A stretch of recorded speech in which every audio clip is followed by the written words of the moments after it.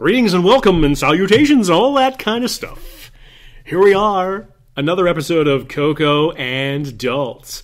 For another episode, I'm not Coco. I'm not Daltz. And you know what we're going to do this week? What are we going to do this week? For this special podcast. How is this a special podcast? This is more specialer than other special podcasts that we've done. Well, don't make people think that all our other podcasts aren't special, because then they won't listen. No, it's more specialer. Oh, okay. So they're all special, but this one's super duper special. This one's special on steroids. Ooh. So it is baseball season. Opening day, not far in our rearview mirror. So what we're going to do for this special episode... What? We are going to look at the 1995 Oscars, the Academy Awards that were handed out in 1995 for, theoretically, movies and productions that were in 1994. 1994, a huge year. So that was a huge year. And we want to look at, for you, the listener, our dedicated listeners across this vast country of ours, and perhaps even around the world. We do have drunken Swedes. Yes, what happened to our drunken Swedes anyways? Were they... I don't know, I think they Did they get back to us, or... I think they abandoned us. They probably did. Yeah. So we want to look at 1995 because this is why, dear listener, the Best Picture nominees for 1995 are... I've actually seen all of them, which is kind of a rarity. And so have I. And so that's why we're doing this particular year, because we'll know what we're talking about. That's why we picked this year to kick off this special recurring series of looking back at Best Picture nominees in any given year. And so that is only 23 years for us to see all 5 movies. Well, I saw pretty much 4 of them when they were released, and then I saw the last one like last weekend. So the nominees for Best Picture for 1995, yes, the Academy Awards, are, in no particular order, although if you know who won, you know why I'm reading them in this order. Okay. Forrest Gump, 4 Weddings and a Funeral, Pulp Fiction, Quiz Show, and The Shawkshank Redemption. I think that was actually also alphabetical order, so I don't. Was it really? So I don't think it matters that Forrest Gump was first, because it was actually first alphabetically as well. Well, no, PQ, maybe. S comes after. It comes at the end there. So does S come after Q alphabetically? Yes. PQRS? Yeah, as does T if you were going by The Shawshank Redemption. So this is the hard-hitting kind of analysis that you tuned in to listen to. Only one of us has had an alcoholic beverage today, and it's not the one you're probably thinking of, as a matter of fact. So, dear listener, who do you think was, if you don't know, who won, which picture won for Best Picture there? Breaking news. 1995 Oscar results are just in. Well, after that envelope mix-up last year, right? You never know. Right. So, Forrest Gump won for Best Picture that year. Yes. Discuss. How do you feel about that? Wait a minute. I asked you first. I don't know that I would have chosen that. Which one would you have chosen? I probably would have chosen Shawshank. So, based on what? Forrest Gump, it seems like, was the safe choice. Like, it was very sentimental. Right. It was kind of schmaltzy. Like, had wide appeal. It was very broadly appealing, especially to a particular older demographic that was probably a core constituency of Oscar voters. Right. So I see why that one was chosen. I think I would have chosen Shawshank because there was a level of sentimentality to it, but it wasn't quite so brazen. Mm-hmm. And I enjoyed the story, and I enjoyed that you didn't know, if you hadn't read the Stephen King book, I don't know how closely it adhered to the Stephen King book. Mm-hmm. If there was going to be a happy ending, what was going to happen. Mm-hmm.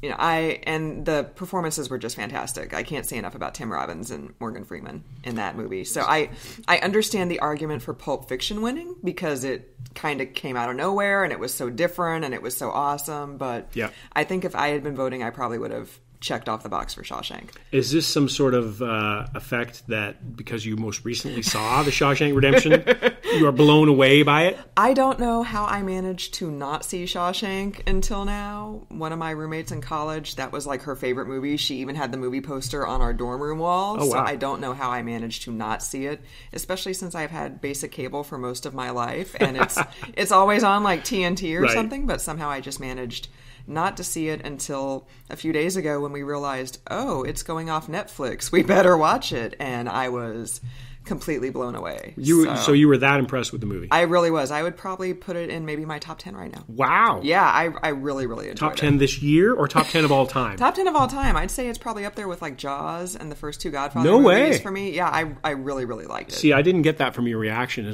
Because when we first shut the movie down and we discussed it and everything like that, you were very calm and measured about it.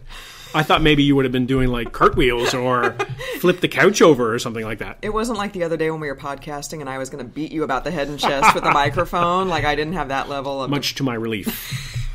I didn't actually do that, dear viewer, dear listener. Okay, now you can tell who's been drinking. So what did you think about that list? So Forrest Gump, 4 Weddings and a Funeral, Pulp Fiction, Quiz Show, The Shawshank Redemption.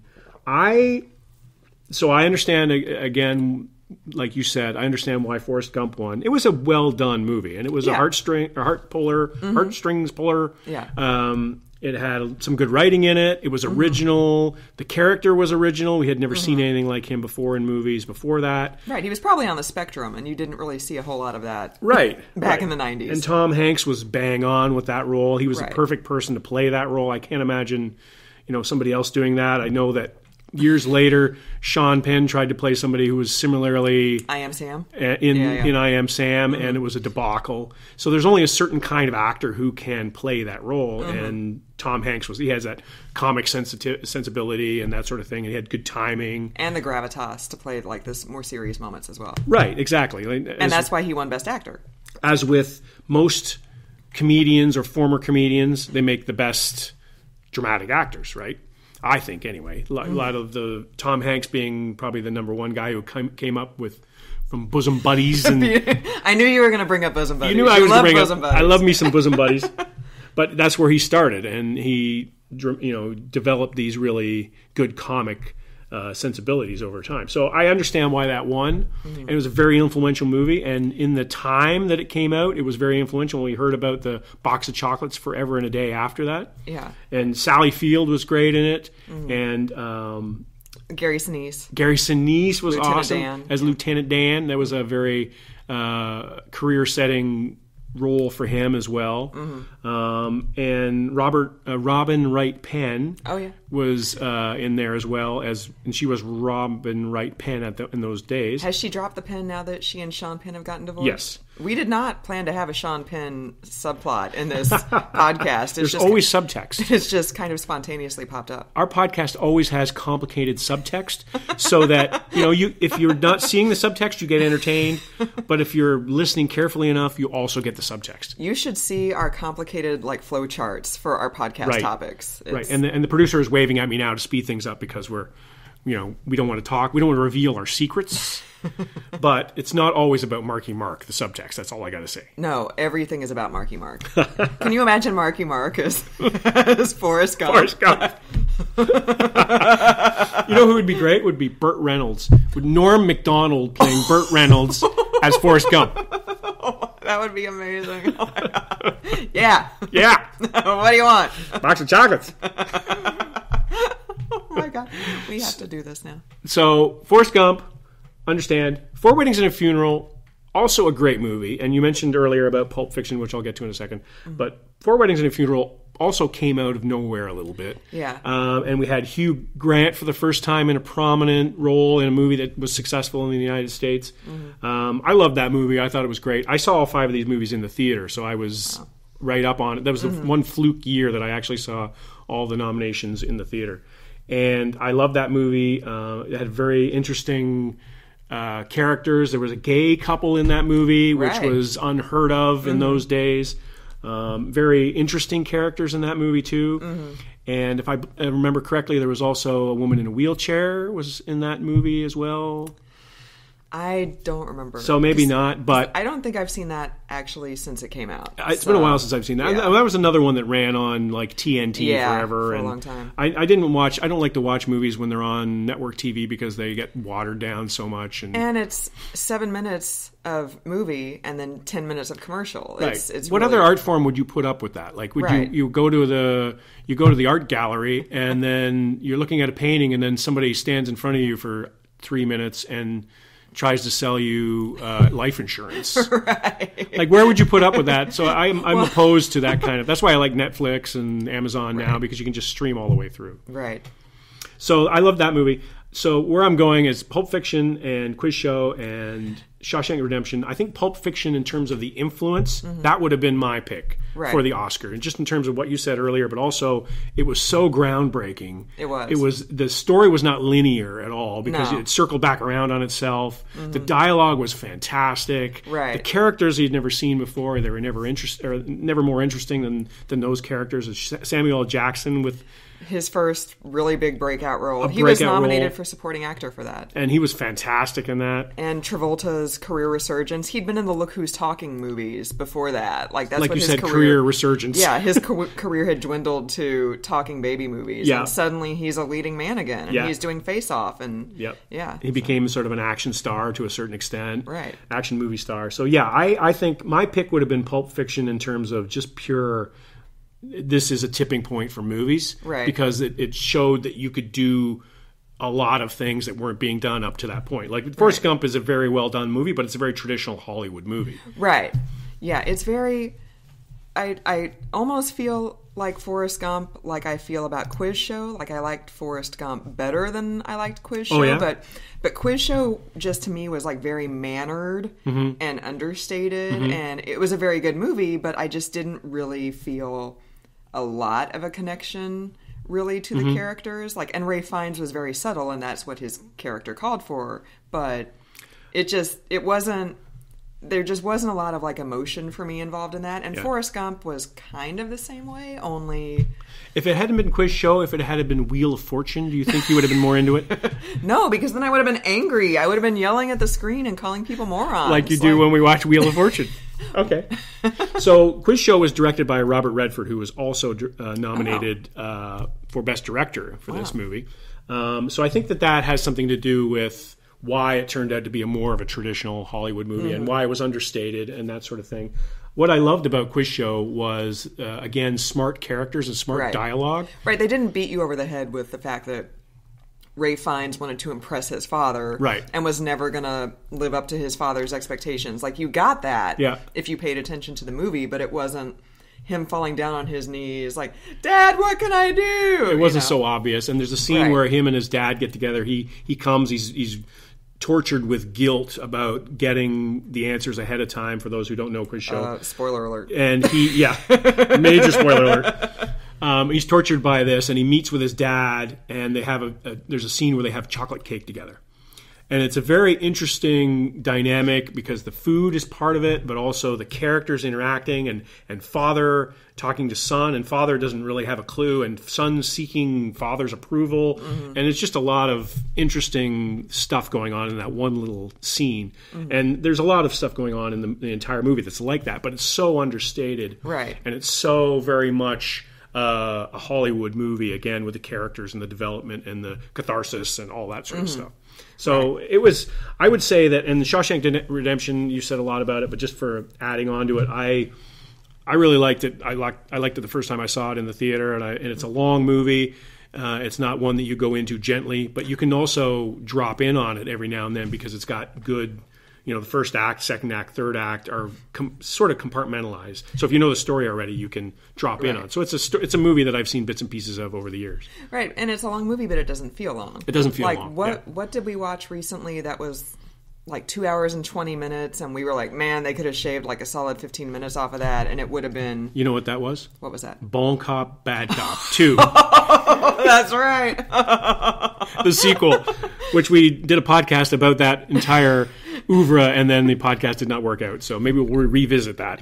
Oh, maybe we could. Yeah, we had technical difficulties, so that's why that hasn't been to your earbuds lately. But yeah, like I don't think Shawshank was as long as Bone Cop, Bad Cop 2. I think it was just a shade over 2 hours, but it didn't feel like it at all. Yeah. Like it moved along. It was well paced, and there was enough tension in it that you felt compelled to stay with it. You didn't want to look away or anything like that. The characters were going in different directions. And Morgan Freeman's performance, as you mentioned, was fantastic. That was one of the first movies that, he came along later, and he was in 7, I believe, after that. And it was, and he had been in Lean On Me a few years before that, like late 80s. I remember seeing him in that. But this was, to me, was the first true movie that I had seen, like sort of like a big Hollywood movie that he was in that was fantastic. And he was... To me, he was the lead character. I mean, I know Tim Robbins is the character the story centers around his character, but to me, Morgan Freeman is the heart of that movie because he drives a lot of the action and he's the one who's getting things done. But Shawshank was very well done and very, very picturesque. The cinematography was really good. Yeah. The set was really good. You bought that movie. Set was an old prison. It happened to be an old factory in Ohio, I believe it was, in real life, that they used to pretend to be an old penitentiary in Maine. And it was just very well done all the way around. So, but again, circling back, I think that Pulp Fiction, for my money, and I'm not a huge Quentin Tarantino fan. I don't really like much of his work before or after that. I wasn't a huge Reservoir Dogs fan, and some of the pieces that he's done since then, I think, have been kind of more... gory than anything else, and also trying to make a point and by using certain language and certain inflections and that sort of thing. I think he's lost his curveball a little bit, but this was the perfect time for that movie and the perfect scenario, the perfect bringing Samuel L. Jackson to the fore, John Travolta resurging, giving his career a bit of a resurgence. Uma Thurman was fantastic in that, and she played that perfect role. There was nobody else you'd want to see in that role, like not in those days, not like Winona Ryder or Susan Sarandon or somebody like that. You know what I mean? Like there's nobody else going to play that role in those days. So I'm thinking I still like Pulp Fiction the best. And if you look at that list of 5, one of these things is not like the others. Like, yes. Yes. Like, that's the one that's really just... That sticks out to me, and that's why I like it the best. Is not necessarily my favorite movie of that bunch. I just think that that's the one that should have won the best picture. Yeah, I can see that. Shawshank is definitely my favorite movie out of that bunch, but I can see the arguments for Pulp Fiction winning. Yeah, and I think I agree, too. Shawshank is probably my favorite out of those 5. I liked Quiz Show more than you did. I like them all. I think it would be fair to say that if any of those 5 movies had a run in a different year, they all would have stood a really good chance at being Best Picture. And I think we should also make it clear that we don't hate that Forrest Gump won. It's not like there are some years where the Best Picture winner is just utterly universally panned, like Crash, which I know you didn't hate. I didn't hate it, no. And also, we were talking about Shakespeare in Love when that won, and that's also held up as the worst picture or something like that. I actually don't hate that Yeah, one. I'm the only person in the world probably who doesn't think that that's an utter outrage. But that got us thinking about this whole discussion as to what was the best year, and we looked at 95 being perhaps the best year in recent memory for 5 movies, all top quality, all very influential in their own way. Right. I mean, you look at probably Quiz Show was the least influential, but that still was a very influential movie. So I think... And I would also just like to say about Shawshank that we have touched on Morgan Freeman and Tim Robbins, but I really appreciated that you couldn't see them thinking about the actorly process. Like there are some movies where you can see people thinking, I'm going to take 3 steps and then I'm going to stop and my shoulders are going to slump because the weight of the world is on my shoulders, and then I'm going to slightly turn my head and look over my left shoulder, and you couldn't see Tim Robbins or Morgan Freeman doing either one of those things. Like I was just completely blown away by Morgan Freeman. Like I might have given him like Best Actor if I'd been voting that year. I would have given him Best Actor. I'm not going to lie. So I think that he deserved it. I think he would have been a solid choice for that. Right. And I mean, I hate that the Academy does this, but if you want to look at whose turn is it, versus... And also what they've done previously. And right. Like, that's why you end up with Al Pacino winning for Scent of a Woman as opposed to one of the Godfather movies or whatever back in the 70s. Yeah. So I hate that the Academy does that, but Tom Hanks won the year before for Philadelphia. Yeah. So you could have said, hey, he's got his Oscar. Let's give it to Morgan Freeman for this instead of giving Tom Hanks 2 Oscars back to back. Although Tom Hanks, fantastic actor. We just sang his praises a couple months ago in the Post when we had this very conversation about Tom Hanks and Meryl Streep putting on a master class and acting like that's how it's done. That's the way it's supposed to be done. Yeah, so Tim Robbins and Morgan Freeman and Shawshank they just knocked it out of the park. I was incredibly impressed. Some of the other side characters too, the Brooks, who was veteran actor James Whittaker, was fantastic. Also the warden and the head guard. I don't have the cast list in front of me, unfortunately, but our crack research team has gone to the bathroom, I think. But those two guys were really good. And Frank Darabont, we should mention, was the director of that movie. Did not get nominated for that, but the directing was really well done in that movie too. That was a fantastic movie. Just to give people a sense of what else came out that year. What else came out that year? Bullets Over Broadway, the Woody Allen movie, was nominated for 7 Academy Awards. No, let's not talk about Woody Allen. Yeah, I was just about to sigh. Clear and Present Danger, The Client, Ed Wood, Forrest Gump, of course, Four Weddings and a Funeral, Hoop Dreams came out that year, as did Interview with the Vampire. Oh, that was a good movie. Legends of the Fall. I'm going to say I think Kirsten Dunst should have been nominated for Supporting Actress for Interview with the Vampire. I know it's controversial to nominate child actors, but I think that's the best she's ever been in anything I've ever seen, honestly. I've never seen that movie. Really? Yeah, I've never seen that movie. I'm not a big Tom Cruise guy. Yeah, neither am I, but that was a good movie. I enjoyed it more than I thought I would. So also out that year, Legends of the Fall, The Lion King. As I was discussing earlier, The Lion King got 4 nominations, and it won 2. It was nominated 3 times in the original song category. The same movie was nominated 3 times. That just blows me away. So that was Elton John and Tim Rice, obviously, for The Lion King. Speaking of schmaltz, like we mentioned earlier, those are some really schmaltzy songs that The Lion King got nominated for. Little Women, The Madness of King George. Great movie. The Mask. Nell, Nobody's Fool, which is a great movie, a great book too. The Paper was also nominated. Pulp Fiction, obviously, Quiz Show. Red, which is highly regarded in those days. Shawshank Redemption. Speed came out that same year. That was a good movie. Nominated 3 times and won twice. One for sound and sound effects editing. And let's see what else was nominated.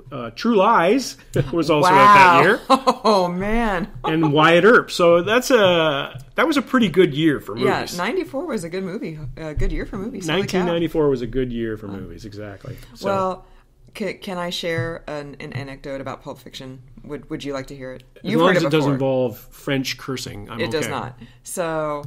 I'm only 29 years old, but I began going to college in January of 95, so I'm Doogie Howser-esque.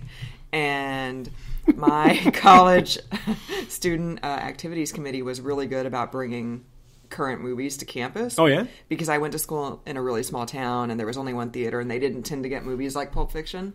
So we got to see Pulp Fiction on campus, and cool. I loved it. And so... the next time I went home for a weekend, my dad and I were going to go see a movie, and we couldn't agree on which movie to go see, and somehow I managed to talk him into Pulp Fiction. And my dad would have voted for Forrest Gump for Best Picture. So 20 minutes into Pulp Fiction, he looks at me out of the corner of his eye, and I'm like, yeah, this isn't going to go well. And he hated it. He hated it so much. And as soon as the lights went back up, he was like, that's 3 hours of my life I'll never get back. So that's my Pulp Fiction story. That's not the kind of movie that you take a parent to? No. That's the moral of that story? Well, he was only in his 50s then, so... Don't watch Pulp Fiction with your dad. Yeah, your dad who wanted to go see, Point Break instead, or whatever it was. Or Wyatt Earp. Right, or Wyatt Earp. He probably wanted to go see Wyatt Earp. And I made him go see Pulp Fiction, and he didn't laugh at Zed's Dead Baby, or Bruce Willis, another part of that movie that was great. Yeah, Bring Out the Gimp. My dad didn't appreciate any of that movie at all. There were a lot of stuff in there that was just not appropriate. Like the whole Christopher Walken scene with the watch. Right. I want you to take this watch that I carried for your dad. Yeah. In my ass. Yeah. Well, yeah. Well, yeah. Yeah. So there's so many lines from that movie, and I think that Quentin Tarantino gave it all he had in that movie. Yeah. He's a very good filmmaker, obviously, and great at dialogue, great at directing. Has made some questionable choices in terms of the whole Kill Bill with Uma Thurman giving her a car that didn't have brakes and all that sort of stuff that we've heard about recently. But there's no questioning, I think, that Pulp Fiction was his finest work. I can see that. I haven't seen all of his movies, but of the ones I've seen, that's been the one I've enjoyed the most.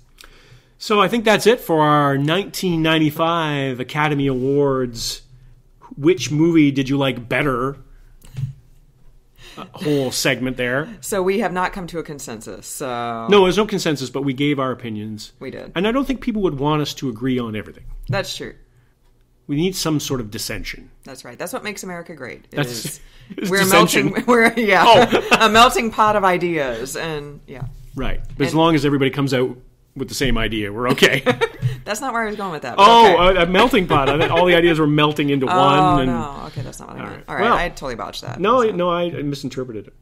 So anyway, we hope you enjoyed this special edition of the podcast. The first in a series of our reflections on Best Picture nominees. And so log on to, as they used to say, log on to www.cocoandults.com and give us your thoughts on what the next Oscar year we should look at. What should we look at? 2011? Should we look at 1947? I'm going to say neither one of us has probably seen a movie that was nominated in 47, unless it was like Citizen Kane. Well, Citizen Kane we should have a special episode for that because that's a movie that is near and dear to my heart. Really? Yes, I love that movie. Okay. Have you seen it? I'll try to stay awake for it the next time we watch it then. I didn't really like it. I didn't like Casablanca either, though. I liked Casablanca less than I liked Citizen Kane. But I still liked it. It's still a very influential movie. Yeah, I'm not denying that. I didn't happen to get out of it what you have gotten out of it, but what have I gotten out of it again? My snappy dressing style? We should we should watch it again. I'd watch it again. We should do a live podcast while we're watching one of these movies. I don't think anybody wants to hear that. Maybe we could just live tweet it. Tweet it. Yeah, that's what we could do. Live tweet Citizen Kane. Rosebud. So for another week, we hope you enjoyed this episode of the podcast. I'm not Coco. And I'm not Daltz.